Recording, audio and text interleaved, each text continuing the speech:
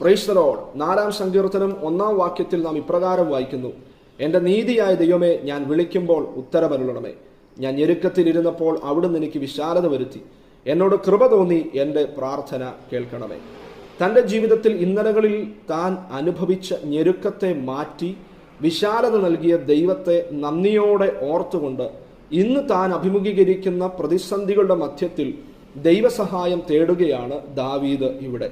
നമുക്കിനി ആര് നന്മ കാണിക്കും എന്ന നിരാശയുടെ, നിരുത്സാഹപ്പെടുത്തുന്ന, അധൈര്യപ്പെടുത്തുന്ന വാക്കുകൾ പറയുന്നവരുടെ മധ്യത്തിലും ഇന്നലകളിൽ തൻ്റെ ഞെരുക്കത്തെ മാറ്റിയ ദൈവം, ഇന്നലകളിൽ തന്നെ ഉദ്ധരിച്ച, വിടുവിച്ച ദൈവം ഇന്നും തനിക്ക് വേണ്ടി പ്രവർത്തിക്കും എന്ന് ദാവീദ് അടിയുറച്ച് വിശ്വസിച്ചിരുന്നു.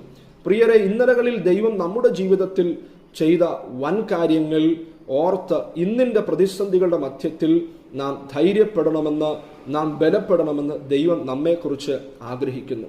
മാത്രമല്ല, ഇന്നലകളിൽ ഭക്തന്മാരുടെ ജീവിതത്തിൽ ദൈവം ചെയ്ത വൻ കാര്യങ്ങൾ ഓർക്കുകയും വിശുദ്ധ തിരുവെഴുത്ത് നാം വായിക്കുമ്പോൾ കേവലം അറിവായി മാത്രമല്ല, അതിൽ നിന്നും ധൈര്യം ഉൾക്കൊള്ളുവാനും ബലപ്പെടുവാനും നമുക്ക് ഇടയായി തീരണം. നമ്മുടെ ദൈവം വിശാലത വരുത്തുന്ന ദൈവമാണ്. എബേസ് തൻ്റെ ജീവിതത്തിൽ വിശാലതയ്ക്ക് വേണ്ടി ദൈവത്തോട് പ്രാർത്ഥിക്കുന്നതായും ദൈവം തനിക്ക് ഉത്തരമരുളുന്നതായും വിശുദ്ധ തിരുവെഴുത്ത് നമ്മെ പഠിപ്പിക്കുന്നു. ജീവിതത്തിൻ്റെ സമസ്ത മേഖലകളിലും ഒരു വിശാലതയ്ക്ക് വേണ്ടി നമുക്ക് കൊതിക്കാം. ദൈവസന്നിധിയിൽ നമുക്കതിനായി ദൈവത്തോട് പ്രാർത്ഥിക്കുവാൻ ഇടയായി തീരട്ടെ. പ്രിയ പിതാവേ, ഈ വചനം ശ്രദ്ധിച്ചുകൊണ്ടിരിക്കുന്ന എല്ലാ പ്രിയപ്പെട്ടവരെയും തൃക്കരങ്ങളിൽ ഏൽപ്പിച്ച് പ്രാർത്ഥിക്കുന്നു. പിതാവിൻ്റെയും പുത്രൻ്റെയും പരിശുദ്ധാത്മാവിൻ്റെയും നാമത്തിൽ അവരെ അനുഗ്രഹിച്ച് യേശുവിൻ്റെ രക്തം തളിച്ച് മുദ്രയിട്ട് പ്രാർത്ഥിക്കുന്നു.